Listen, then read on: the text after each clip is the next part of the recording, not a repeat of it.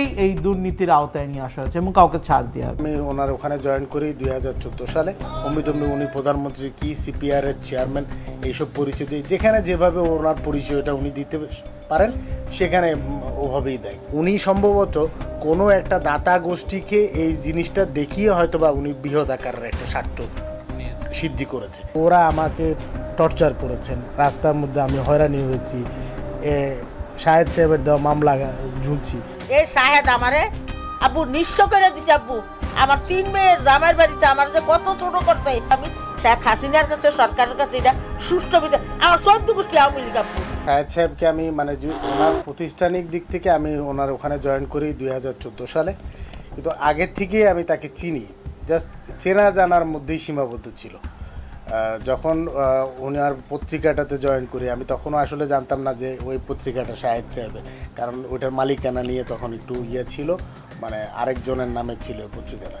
তো জয়েন করার পরে যখন জানতে পারলাম যে এটা শাহেদ সাহেবের, তখন শাহেদ সাহেবই আমাকে অফার করলো যে আপনি করেন, আমার পিআরও হিসেবে দায়িত্ব পালন করেন, অতিরিক্ত দায়িত্ব হিসেবে আমার পিআরও হিসেবে দায়িত্ব পালন করেন। তো আসলে তখন ওনার পিআরও হিসেবে যখন দায়িত্ব পালন করি, তখন ওনার উত্তর 11 নম্বর সেক্টরে হাসপাতালটা হচ্ছে 38 নম্বর হাউসে, আর 16 নম্বর হাউস অ্যাডভোকেট বাতেন সাহেবের একটি বিল্ডিং ভাড়া নিয়ে উনি গ্রুপের অফিসটা চালান।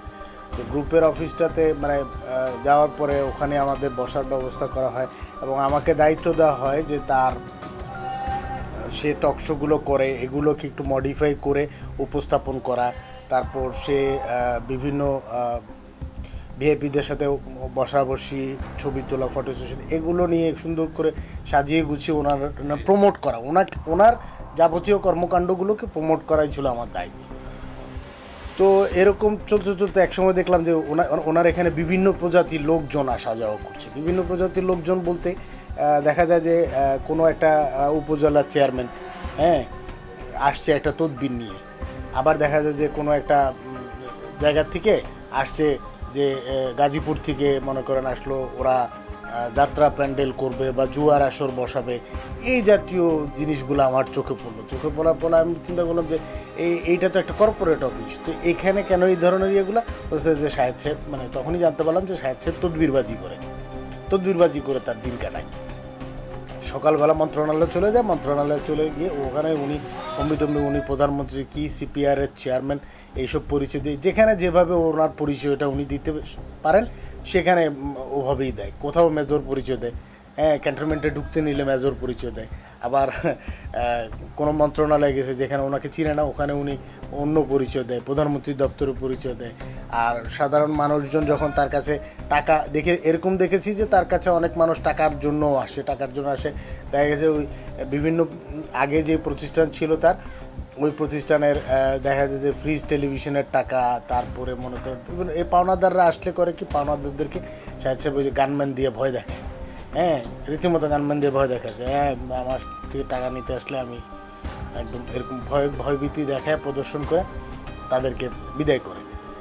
আর বেসিক্যালি যে তার যে 4-5 জনের যে গানম্যানের একটা টিম নিয়ে উনি চলাফেরা করে, আসলে আমি আমার জ্ঞান থেকে যতটুকু জানি একজন ব্যক্তি তার পার্সোনাল ব্যবহারের জন্য যদি গানম্যান নিয়োগ দিতে হয় তাহলে জেলা প্রশাসক কার্যালয় এবং এসবির একটা ক্লিয়ারেন্স দরকার হয়, কিন্তু আদৌ আমি কখনো তার অফিসে এতদিন কর্মরত অবস্থায় এই ধরনের কোনো পেপারস পাইনি যে উনি গানম্যান নিয়োগ দিয়েছেন, জেলা প্রশাসকের থেকে পারমিশন বা এসবি থেকে পারমিশন নামা আছে, এই ধরনের কোনো কিছু। 2014 থেকে 2017 পর্যন্ত আমি তার সাথে 3 বছর মতো আমি তার সাথে ছিলাম।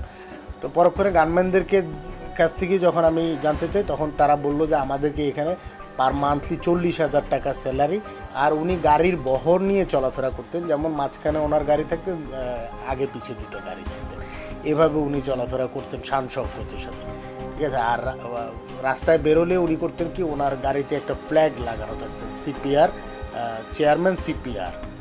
এখন অনেকভাবে জানতে চেয়েছি আসলে সিপিআরটা কি, তো বলতে প্রধানমন্ত্রীর দপ্তরে একটি সেল, মানে প্রধানমন্ত্রীর দপ্তরে আলাদা একটি কর্মকাণ্ড।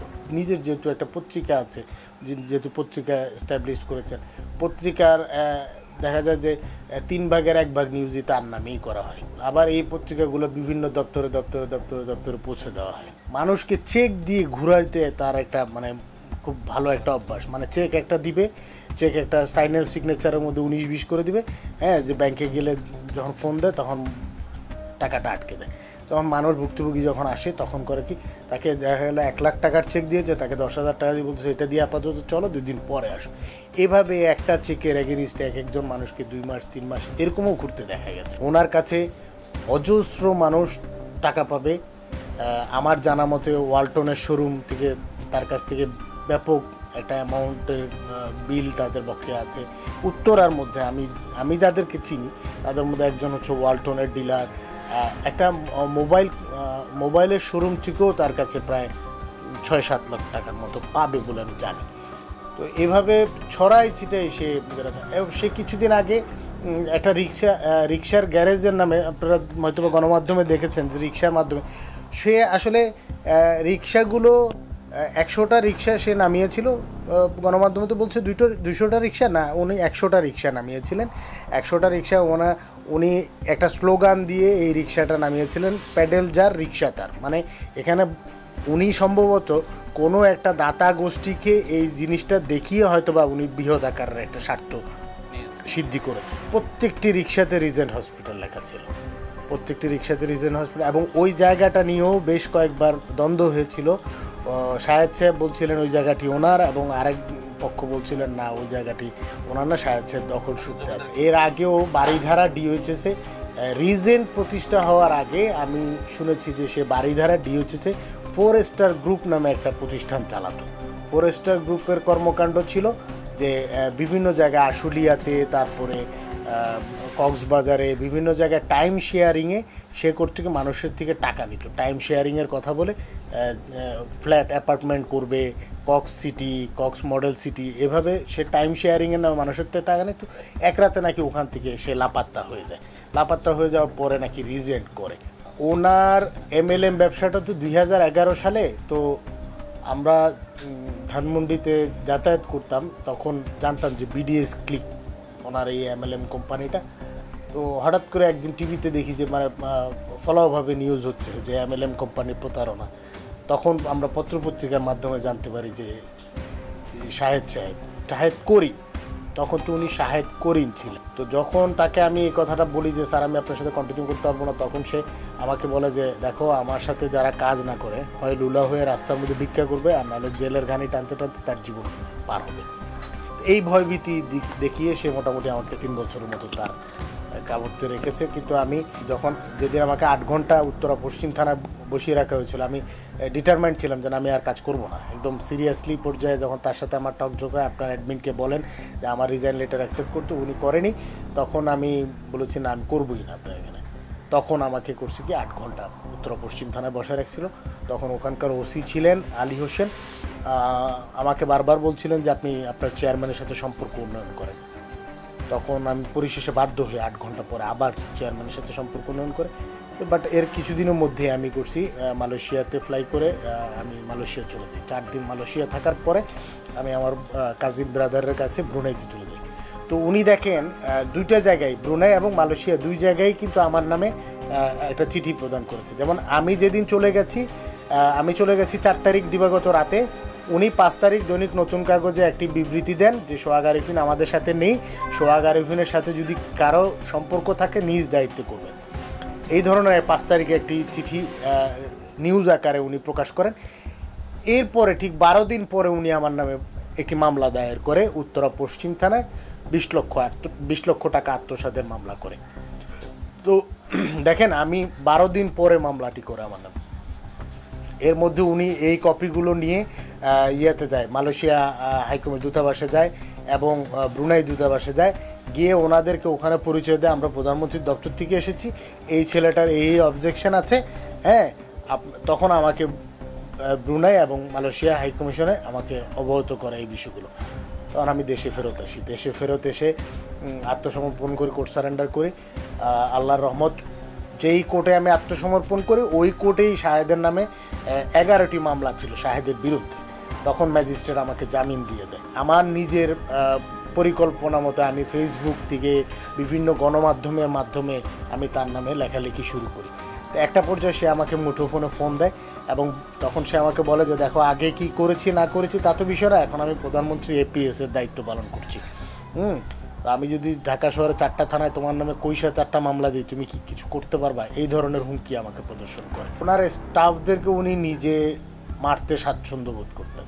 দেখা যায় যে ওনার আমার চোখের দৃষ্টিতে আমি এক স্টাফের জন্য আমি প্রতিবাদ করি ওনার সাথে। ওনার বাড়ি ধোলাইপাড়, ওনাকে বেল্ট খুলে পিটানো হচ্ছিল তো আমি গিয়ে ধরে ফেলে আমি বলি যে দেখেন স্যার, এটা আমাদের কাম্য না, কারণ আমরা এখানে চাকরি করি। অ্যাজ এ কলিগ হিসেবে আমার কলিগকে আমার সামনে মারবেন, এটা আসলে সহ্য করার মতো না। সেই থেকে তার সাথে আমার আস্তে আস্তে বাধা ধরা শুরু হয় এবং সেও মানে চাচ্ছিল যে আমাকে কোনো একটা প্যাচে ফেলে সে আমাকে রাখার চেষ্টা করেছিল, কিন্তু সহায় হয়ে উনি পারেনি এটা ওভারকাম করতে।